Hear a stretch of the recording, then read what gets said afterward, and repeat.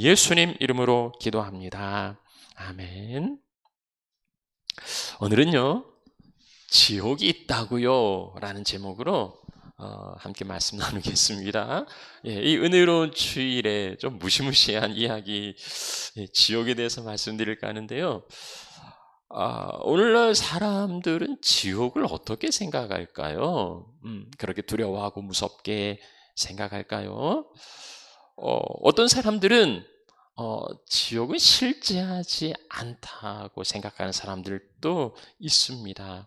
그러니까 뭐 죽으면 끝나는 거지 무슨 천국 뭐 지옥 같은 이 허무맹랑한 이야기를 하나, 그런 이야기는 지옥이니 천국이 하는 이야기들은 아이들 말 잘 듣게 하려고, 아니 사람들에게 좀 더 도덕적이고 양심적으로 살게 하려고 만들어낸 허구라고요. 그러니까 착한 사람들은 보상을 받고 악한 사람들은 벌을 받아야 하는데, 이러한 그 보상 심리가 천국과 지옥을 만들어냈다, 뭐 이렇게 이제 생각하는 사람들도 있습니다. 그런가 하면 조금 비평적이고 좀 냉소적인 사람들은요, 이 지옥은 인간의 불안 심리를 이용하는 종교적인 상술이라, 이렇게 보기도 합니다. 어제는 할로윈데이, 어제는 종교개혁 503주년의 날이었습니다. 1517년 10월 31일 날 마르틴 루터는 95개조의 반박문을 붙이고 제 개혁의 기치를 듭니다. 그 가운데 하나가 그 면죄부 판매에 대한 비판이었어요. 이 면죄부가 뭐냐면 말 그대로 죄를 사하는 증서 같은 거예요. 이걸 돈을 주고 사면은 본인뿐 아니라 이제 왜 이게 필요했냐면, 교황 레오 10세는 그 당시 그 성 베드로 성당의 그 리모델링을 위해서 막대한 자금이 필요했습니다. 이제 자금을 끌어들이려고 하니까 이 면죄부를 판매하는 거예요. 독일의 주교였던 테체를 동원해서 이제 다니면서 그걸 파는데, 자 여러분, 여러분이 이 면죄부를 사서 그 동전이 딸랑하는 순간에 여러분의 모든 죄는 사여지고 뿐만 아니라 여러 개 있는 여러분의 부모와 친지들도 천국으로 가게 됩니다. 이런 그 허무맹랑한 이야기가 먹히는 것은요, 지옥에 대한 어떤 그 두려움 때문이지요. 이들은 지옥을 이용하는 종교 장사꾼들이었습니다. 이제 그런 것들이 이제 종교 개혁을 통해서 많이 바뀐 거지요. 자, 그런가 하면 어떤 사람들은요, 지옥을 막연하고 추상적인 어떤 상징으로 보기도 합니다. 뭐 이미 이 세상에서도 지옥을 경험하는 사람들, 그런 이야기 있지 않습니까? 우리 한국은 지옥이 많아요. 뭐 교통지옥, 뭐 입시지옥, 뭐 취업지옥. 그러니까 삶이 그만큼 고달프고 힘든 것을 지옥에 빗대어 이야기하는데, 그러니까 지옥도 사람 살만한 곳인데 좀 불편하고 좀 힘겹고 좀 어려운 정도, 이렇게 생각하기도 합니다. 교회 안에서도요, 교회 안에서도 지옥에 대해서 별 관심 두지 않는 사람들, 뭐 어차피 구원받은 백성들이니까 나하고는 무관한 거라고, 나는 지옥 갈 걱정이 전혀 없으니까 지옥에 대해서 별 생각하지 않는 사람들도 있고요. 또 그런가 하면 심지어 교회 안에서도요, 우리가 생각하는 어떤 그 전통적인 의미의 지옥은 없다고, 이게 이제 자유주의자들이 아니고 복음주의와 그 보수주의권에 있는 그 목회자들도 이제 그렇게 생각하는 사람들이 있어요. 미국의 그 복음주의자인 로벨 목사님, 이분도 꽤 많이 알려진 분인데요. 이제 이분의 이야기가 그래요. 사랑의 하나님이 단지 예수를 믿지 않았다는 그 이유 하나만으로 수많은 사람들을 지옥의 고통에 몰아넣는 것은, 이건 사랑의 하나님이 아니라 그럴 리 없다는 거예요. 하나님이 심판하신다 하더라도 그것은 영원한 형벌이 아니라 가르치려는 거고, 그리고 죽음 후에는 다시 기회를 줄 거라, 이제 이런 이야기들이 공공연하게 이야기되고 있어요. 예. 지옥, 그럼 이분이 생각하는 지옥은 뭐냐? 현실이라는 거예요. 억압과 착취와 전쟁과 테러와 성폭행과 뭐 아동학대나 이런 그 구조적인 악 가운데 신음하고 있는 이 땅이 이제 지옥이다. 뭐 이렇게 이제 생각하는 거죠. 그러니까 이러한 많은 생각들을 보면은요, 지옥이라는 게 있나 없나? 뭐 죽어보지도 않았는데 어떻게 알 수 있나? 뭐 추상적으로 이해를 하게 되고요.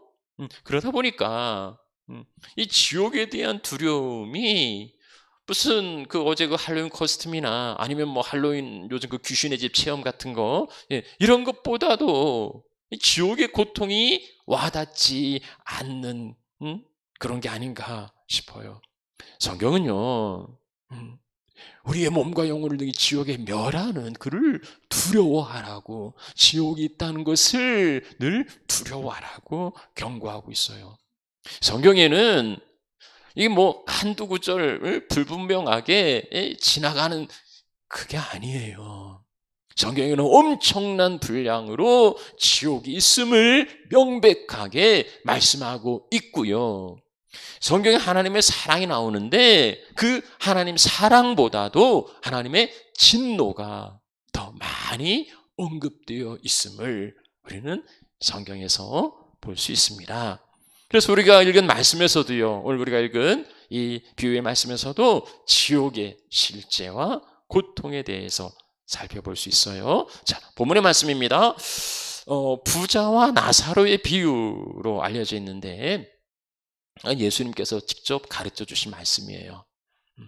한 부자가 있었습니다. 세상적으로 성공한 사람이에요. 뭐 자색옷과 고운 베옷을 입고 이 사람은 날마다 호화롭게 즐겼습니다. 이게 뭐 하루 이틀도 아니고 어쩌다가 아니라 에브리데이 날마다 호화롭게 즐기는 부자. 이 사람에게는 부족함이 없었어요. 그러니까 천국을 살아가는 거지요. 그야말로 천국을 살아가고 있었습니다.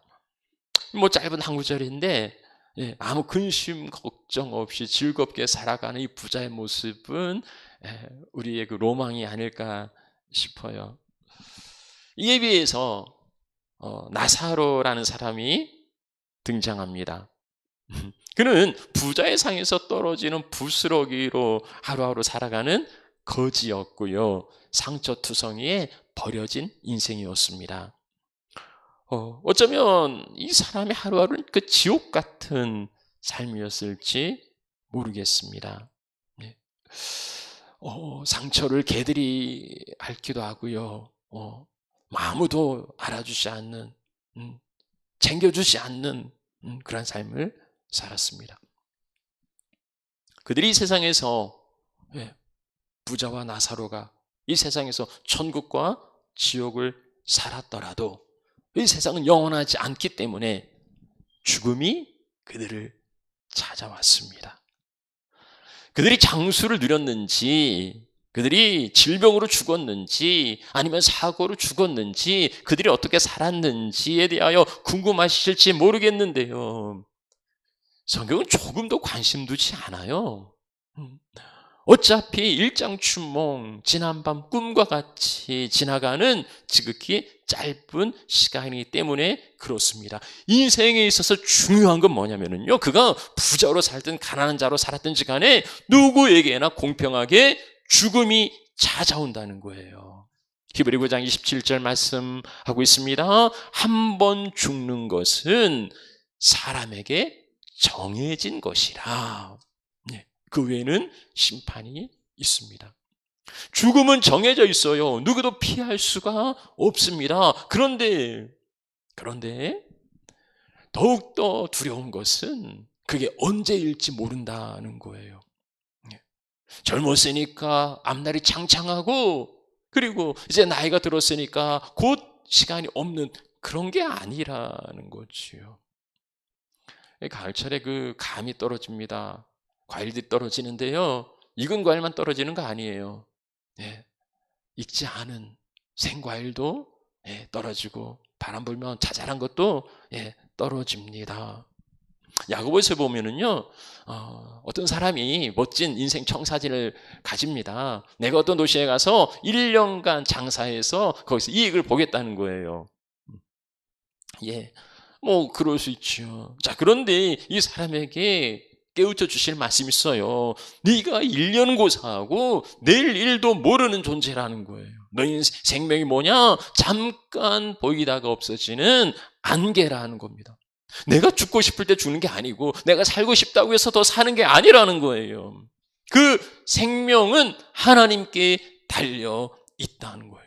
누가 내일을 장담합니까? 누가 잠시 후에 일을 장담할 수 있습니까? 아니에요. 아무도 할 수 없어요. 그것을 안다면 우리는 겸손할 수밖에 없습니다. 물론 1년 후의 계획도 중요하고 10년 후의 계획을 세우는 것도 필요합니다. 그러나 그것보다 더 중요한 건, 그것보다 더 시급한 건 언제일지 모르는, 그게 오늘일지 내일일지 언제일지 모르는 죽음을 준비하는 거예요. 언제든지 더 이상 시간이 주어지지 않는 그 시간이 찾아오기 때문이에요. 죽음을 준비한다는 게 뭘까요? 뭐 미리 유서를 써놓는 겁니까? 아니면 미리 장지를 마련해 놓는 겁니까? 아니면 어떤 상조회사에 가입을 해서 어떤 그 뭐 재정적인 재원을 확보하는 겁니까?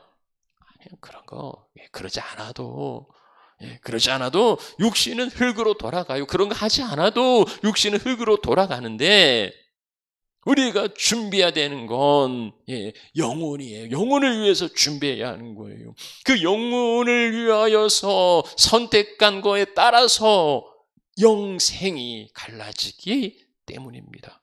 죽음으로 끝나는 인생이 아닙니다. 그 후에는 반드시 심판이 있으리니 영혼을 결정짓는 중대한 심판이 있다는 겁니다.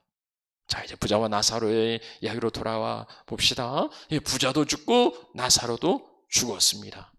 불과 석절이에요. 3절에 걸쳐서 그들의 인생을 단순하게 설명하고요. 다 죽었다.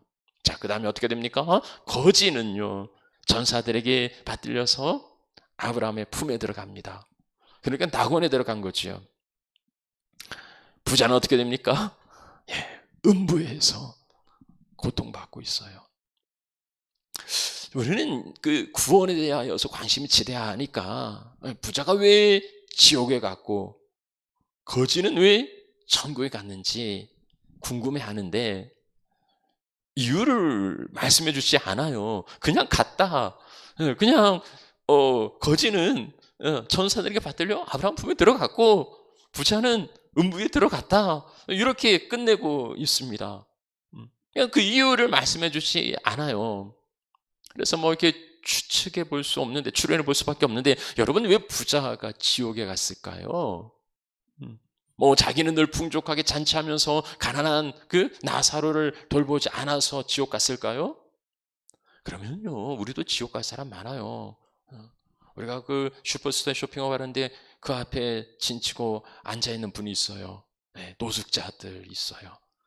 그럼 여러분들이 그 노숙자를 외면하면 지옥 갈 수 있어요. 그러니까 꼭 줘야 돼요. 그러나 그 노숙자에게 그 적선을 하지 않아서 지옥 간다는 그런 이야기는 없어요. 부자가 뭐 나사를 돌보지 않아서 지옥 갔다고 그렇게 볼 수는 없는 거지요. 거지는 왜 천국에 갔을까요? 나사로라는 그 이름이 그 히브리어는 엘리에셀에서 유래한 이름인데 뜻은 뭐냐면 하나님이 도우시는 자라는 거예요. 예수님 비유 속에 등장인물의 이름이 등장하는 경우가 많지 않은데 여기는 특별히 그 나사로라는 이름을 붙여줬거든요. 그러니까 하나님이 도우셔서 아마 나사로가 비록 거지로 살았지만 하나님을 믿는 자였다. 뭐 이렇게 이제 생각해 보실 수도 있는데 그런데 그건 이제 추측일 뿐이고요.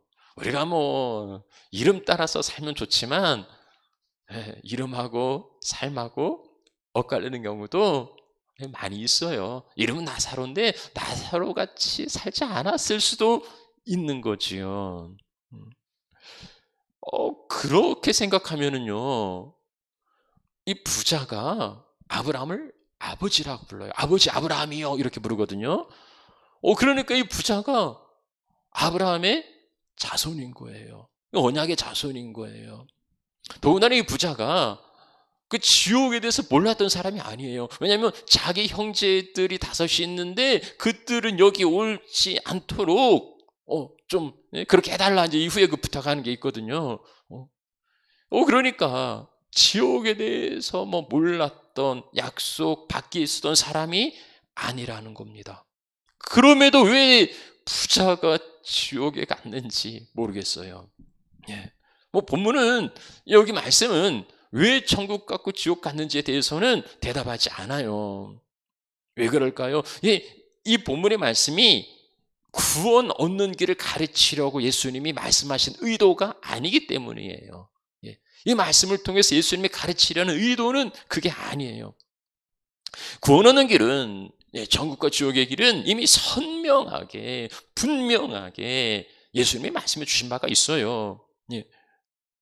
하나님이 세상을 이처럼 사랑하사 독생자를 주셨으니 이는 그를 믿는 자마다 멸망하지 않고 영생을 얻게 하려 하심이라.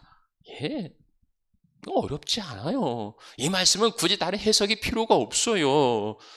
그를 믿는 자마다 영생을 얻는다. 믿음으로 구원받는다. 그래서요, 사도 바울은 주 예수를 믿으라. 그리하면 너와 내 집이 구원을 받으리라. 그렇게 선포했던 겁니다. 그러니까 우리의 관심을 조금 더 다른 쪽으로, 이 비유를 바라볼 때 우리의 관심을 좀 다른 곳으로 살펴볼 필요가 있습니다. 그래서 우리는요, 이 비유에서 지옥이 어떤 곳인지를 보게 됩니다.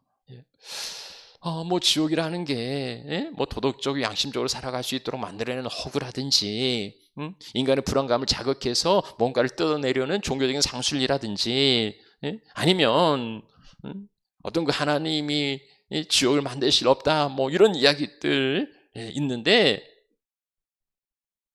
여기 말씀은요 전혀 그러지 않아요. 지옥의 참상을 생생하게 그려주고 있습니다. 아버지 아브라함이요, 나를 긍휼히 여겨서 나사로 그 손가락 끝에 물 한 방울, 그 손가락 끝에 그 물 한 방울로 내 혀를 좀 서늘하게 해 주십시오. 내가 이 불꽃 가운데서 괴로워하고 있습니다. 뭐 그 불꽃 가운데 한 방울의 물이 얼마나 도움이 되겠습니까만, 그러나 그것마저도 간절하게 구할 수밖에 없는 그 고통의 현장이 지옥이라는 거예요. 예수님께서 누가복음 16장에서요, 지옥을 가리고 있는 그 휘장을 열어 젖히시고 지옥이 어떤 곳인지를 분명하게 보여주고 있어요. 한 방울 물을 달라고 애걸하는 그 부자의 불쌍한 모습을 보면서, 나사로는 살았을 때에 부자의 상에서 떨어지는 부스러기는 먹을 수 있었어요. 그러나 지옥에서는 나사로 손끝에 물 한 방울도 얻을 수 없는 그러한 비참하고 처절한 곳이라는 것. 우리는 지옥이 실제적이고 문자 그대로 존재하는 장소라는 것을 이 말씀을 통하여서 충분히 확신할 수 있습니다.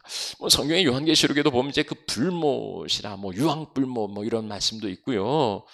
구더기들도 죽지 않고 불도 꺼지지 않는, 죽고 싶어도 죽을 수 없는 영원한 고통과 형벌의 장소라고. 언제 그 지옥에 관련한 그 어떤 그 영화들이나 아니면 영상들이 있어요. 뭐 굉장히 그 인간이 컴퓨터 그래픽으로 만들 수 있는 그런 고통을 표현하고 있는데, 지옥은 그 이상일 겁니다. 인간이 상상하고 표현할 수 없는 하나님의 그 모든 세상을 인간의 언어로 다 담아낼 수가 없잖아요. 그 이상의 고통이 있다면 지옥은 비유나 상징이 아니라 실제 하는 곳이라고 우리가 생각한다면 우리는 정말 순간순간을 바르게 살아가야 할 겁니다. 지옥에 대하여서 이런 경고의 말씀이 뭐 인간의 불안 심리를 조장해서 뭔가를 얻어내려고 하는 겁니까? 그렇지 않아요. 워닝, 경고라는 건요, 불안과 공포를 조성하는 게 아니에요. 우리가 뭐 그 도로 표지판이나 아니면 어떤 곳에 그 경고하고 써 있지 않습니까? 그건 우리를 두렵게 하려는 게 아니고 미리 알려서 그 고통으로부터 벗어나게 하려는 거예요. 그래서 경고를 무시하면 안 돼요. 경고는 반드시 들어야 돼요. 예수님은 누가복음 16장에서 그 커튼을 열어젖히시고 봐라, 지옥이 이런 곳이라 하고 말씀하시는 겁니다. 그럼 어떻게 해야 그 지옥을 피할 수 있습니까? 아니면 어떻게 하면 지옥에 갑니까? 지옥에 가는 건 너무 쉬워요. 너무 쉬워요. 아무것도 하지 않고 가만히 있으면 저절로 지옥에 갑니다. 굳이 사람 죽이거나 도둑질하거나 악하게 살려고 노력하지 않으셔도 돼요. 그냥 가만히 있으면 지옥에 가요. 여러분이 서울에 가는 그 KTX를 탑승했다면 거기서 여러분은 노력할 일이 아무것도 없어요. 그냥 가만히 있으면 서울에 갈 거예요. 뭐 돈 있는 사람들은 식당 칸에 가서 뭐 즐겁게 놀고 먹고 할 것이고, 뭐 돈 없으면 잠이나 자고 뭐 그러겠지만, 열차는 정해진 목적지를 향해서 달려갑니다. 그리고 그 목적지에 다다르면 내려야 돼요. 인생이 타고 있는 열차는 어떤 열차입니까? 인생의 열차는 어디를 향해 가고 있습니까? 모든 사람들이 다 죄인이고 죄의 삭은 사망이에요. 그래서 모든 사람들이 타고 있는 인생의 열차는 그 지옥을 향하여서 달려가고 있어요. 물론 그 안에서, 열차 안에서 뭐 돈 있는 사람들은 잠깐 행복과 즐거움을 누릴 수 있겠지요. 뭐 그 안에서 맛있는 것도 사 먹을 것이고 그 안에서도 즐겁게 지낼 겁니다. 그러나 모자라서 지옥에 도착하면 내려야 돼요. 그 안에서 배불리 먹는 것이 인생의 행복이 아니라는 거예요. 거기에서 내리는 것이, 그 지옥행 열차에서 내리는 것이, 그것이 참다운 행복인 거지요. 근데 부자는 인생이 즐거워서 행복해서 내려야 된다는 생각을 가질 이유가 없었어요. 자기가 살아가는 지금이 천국이라고 착각한 거예요. 뭐 내세의 천국, 뭐 지금이 천국인데 하나님 없어도 이렇게 행복한데, 굳이 하나님을 찾을 이유가 없었던 거지요. 굳이 거기에서 내릴 이유를 못 찾은 거지요. 그의 부유함이, 그의 재산이 그에게는 복이 아니라 저주였던 겁니다. 어떻습니까? 여러분들은 지옥행 열차에서 내리셨습니까? 우리가 아까 본 찬양처럼 구원 열차 타고 하늘나라 가십니까? 내가 하늘나라를 향하여서 운전해 가는 거 아니에요. 그러나 적어도 그 열차에 올라타기는 해야 내가 천성 향해 갈 수 있습니다. 그리고 구원 열차 타는 것은 무엇입니까?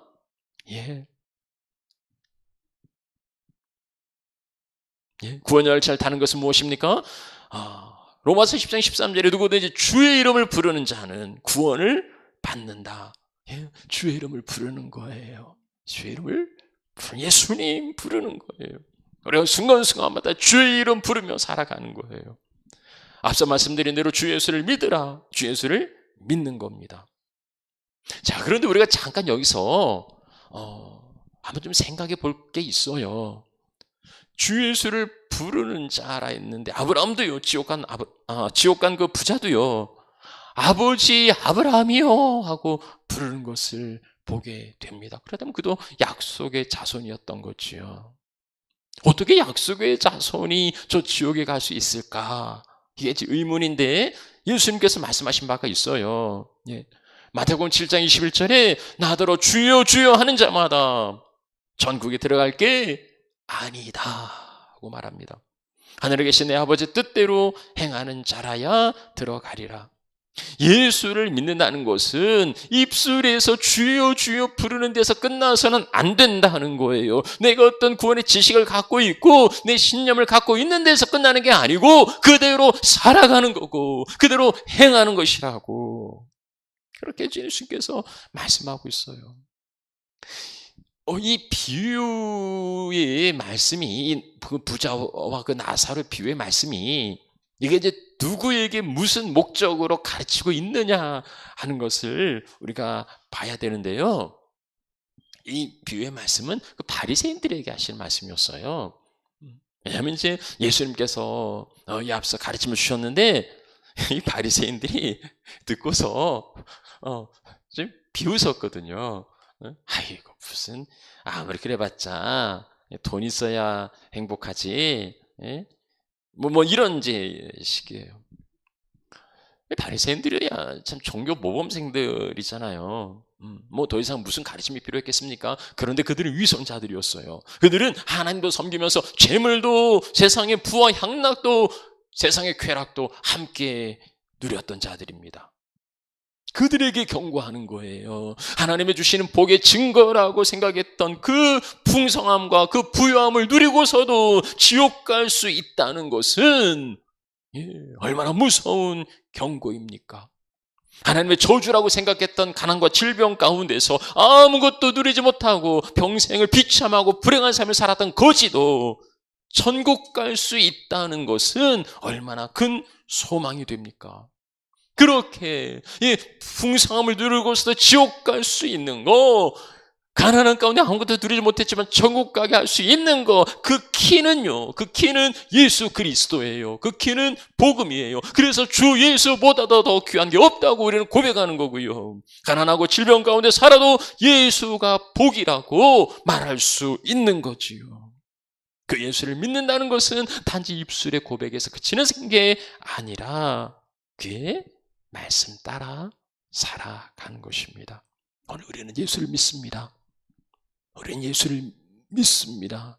그런데 그 믿음이 우리의 삶으로 살아내고 그리고 우리의 행함으로 나아가는 그런 신실한 하나님의 자녀들이 되시기를 축복합니다. 자, 이 말씀을 마무리해 가면서요, 무서운 지옥의 고통을 경험하고 있는 부자가 한 가지 소원을 갖게 됩니다. 거절당한 그 한 방울 물을 구하는 게 아니고요, 이제 부자는 지옥에서 비로소 자기가 아닌 다른 사람들을 보게 돼요. 자기 형제들이었습니다. 5 형제가 있는데 그들은 이곳에, 이 고통받는 곳에 오지 않도록 나사로를 좀 보내서 그들에게 증언하게 해달라는 거예요. 구원받은 자의 삶이 어떠해야 됩니까? 저 지옥에서 고통당하고 있는 저 부자도 그 영혼 구원에 대해 관심을 가지고 자기 형제들만큼은 이곳에 들어오지 않도록 좀 해달라고 아브라함에게 부탁하고 있는데요, 오늘 우리가 전성량에 가고 있는 우리들이 지옥의 형벌을 피했다 해서 마냥 기뻐하고만 있을 수 있습니까? 어떤 이들은 저 지옥을 향하여 지금도 치닫고 있는데 나는 구원받았다는 기쁨으로 살아갈 수 있겠느냐 하는 거예요. 어떤 성도님이 그런 이야기를 해요.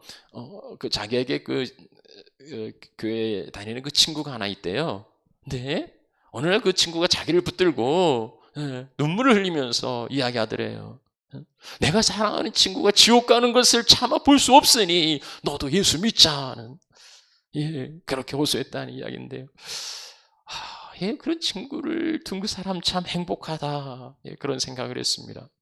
정말 지옥이 있다고 믿는다면은요, 그 고통받는 곳에 떨어지지 않도록, 누구라도 그 고통받는 곳에 나가지 않도록 우리가 생명 살리는 일, 생명 살리는 일을 감당해야 되지 않겠습니까? 그게 구원받은 하나님 자녀들의 사명이고요, 그 일 하라고 주님께서 교회를 세워주셨습니다. 오늘날은 노아 시대와 같이 사람들이요 관심 갖지 않아요. 여기가 천국인데 뭐 이런 생각으로 살아가요. 구원에 별 관심 두지 않아요. 부자처럼 지옥행 열차 가운데 있으면서도요, 그 안에서 누리는 잠깐의 행복이, 그 안에서 누리는 즐거움이 정말 천국인 걸로 착각하면서 그게 복이라고 생각하면서 도대체 그 지옥행 열차에서 내리려고 생각하지 않는단 말이지요. 그것을 바라보는 주님의 마음이 얼마나 안타깝겠습니까? 그들을 살려내라고 오늘 우리를 세상에 보냅니다. 사랑하는 하나님 여러분, 아버지 아브라함이요 하고 주여 주여 그런 입술의 고백에서만 그칠 게 아니라 삶으로 행함으로 믿음을 증거하고 보여주시는 하나님의 자녀들이 되시기를 축복합니다. 더 나아가서 지옥 열차를 타고서도 즐거워하는 저 이웃들을 향하여서 안타까운 마음으로 생명을 전하고 살리는 하나님의 귀한 자녀들이 되시기를 축복합니다. 우리 함께